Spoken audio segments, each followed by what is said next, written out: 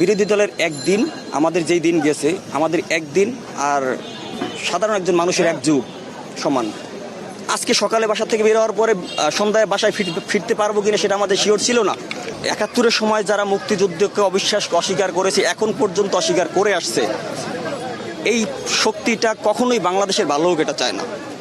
এই July August মাসে এই সময় এসে দাঁড়িয়ে এই গতকালকে রোকেয়া বিশ্ববিদ্যালয়ে যে ঘটনা ঘটেছে, এটাকে আমরা প্রত্যাশা করেছিলাম?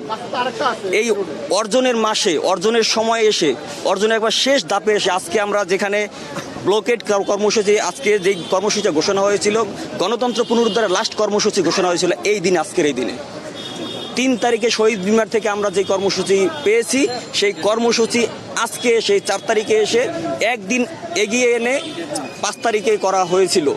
তো আজকের এই দিনে এসে যদি আমাদের একটা ছাত্র সংগঠন, ছাত্রদল করার অপরাধে যদি তাকে ক্যাম্পাসে মারধর করা হয়, ছাত্রদলকে ট্যাগ দেওয়া খুব ইজি, তাই আপনি ট্যাগ দিয়ে দিবেন, আপনার অত্যাচার করবেন ক্যাম্পাসে, তারপর শিক্ষা প্রতিষ্ঠানে আপনি সমকামিতা চালু করবেন, এগুলো তো ছাত্রদল বরদাস্ত করবে না। এটা ছাত্রদল না, একজন অ্যাজ এ সিভিলিয়ান হিসেবেও কেউ এটা বরদাস্ত করার কথাও না। সেখানে ফ্রিকুয়েন্টলি আপনি কন্টিনিউয়াসলি আপনি একটা ঘটনা ঘটাবেন।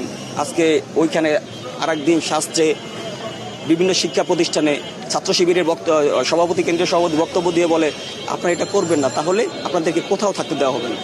শিক্ষা প্রতিষ্ঠানে ছাত্র শিবিরের একক পৈতৃক সম্পত্তি নাকি এটা সকল শিক্ষার্থীরা এখানে পড়াশোনা করবে, সবার সুযোগ রয়েছে? আপনাদের কাছে আমার কোশ্চেন, আপনারা তো আপনাদের রাজনৈতিক দল, আপনারা সরকার গঠন করেছেন, সরকার গঠন আপনারা ক্ষমতায় থেকে যদি এই অবস্থা হয়, তাহলে যখন আপনারা বিরোধী দল ছিলেন তখন কি এর থেকে ভালো ছিলেন কিনা?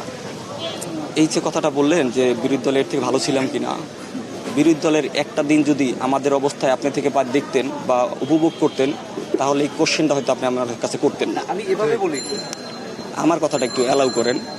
আপনারা যারাই আছেন এখানে সাংবাদিক, আমি জানি না আপনারা কে কোন মতদর্শে বা কে কোন আমি জানি না। তো আমি আমার জায়গা থেকে বলি, সেটা হচ্ছে বিরোধী দলের একদিন, আমাদের যেই দিন গেছে, আমাদের একদিন আর সাধারণ একজন মানুষের এক যুগ সমান। কারণ আমরা কখন কোথায় পালিয়ে থাকতে হয়েছে আমরা জানি না। আজকে সকালে বাসা থেকে বের হওয়ার পরে সন্ধ্যায় বাসায় ফিরতে পারবো কিনা সেটা আমাদের শিওর ছিল না। ওই অবস্থার মধ্যে থেকে আমরা গণতন্ত্র পুনরুদ্ধার প্রত্যেকটা আন্দোলনে অংশগ্রহণ করেছি। রাজনৈতিক সহাবস্থান পাশাপাশি ছাত্রদের যে ক্যাম্পাস কেন্দ্রিক যে সহাবস্থান, আপনারা যেটা বলেন যে সবাই সমানভাবে তাদের গণতান্ত্রিক চর্চা করতে পারবে, তো সেক্ষেত্রে অন্তরায় কি দেখেছেন? দেখেন, অন্তরায় বলতে আপনার ছাত্র সংসদ নির্বাচনগুলো যদি আপনি যাচাই করেন সঠিকভাবে, তাহলে আপনি বুঝতে পারবেন। ঢাকা বিশ্ববিদ্যালয়ের ব্যালট ইয়াতে পাওয়া যায়, নীলক্ষেতে পাওয়া যায়, নিউ মার্কেটে পাওয়া যায়। এটি প্রক্রিয়ার সাথে কারা জড়িত ছিল, কারা এটা ইঞ্জিনিয়ারিং করেছে, এগুলো আপনারা জানেন। তো এগুলো তো বাহির থেকে হয় নাই, এগুলো তো ভিতর থেকে হয়েছে। এই ঘটনাগুলো যাতে পুনরাবৃত্তি না হয় সেজন্য আমাদের চেষ্টা করা, এবং শিক্ষার পরিবেশটা অলমোস্ট হচ্ছে শিক্ষার পরিবেশটা আমরা চাই, সাধারণ শিক্ষার্থীরা যাতে সেখানে নিশ্চিন্তে পড়াশোনা করতে পারে, সেই পরিবেশটা থাকলেই আমরা ছাত্রদল হিসেবে আমরা শান্তি পাবো, এবং দেশ হিসেবে, জাতি হিসেবে জুলাই আগস্টের যে চেতনা, সেই চেতনাটা বেঁচে থাকবে। ধন্যবাদ সবাইকে।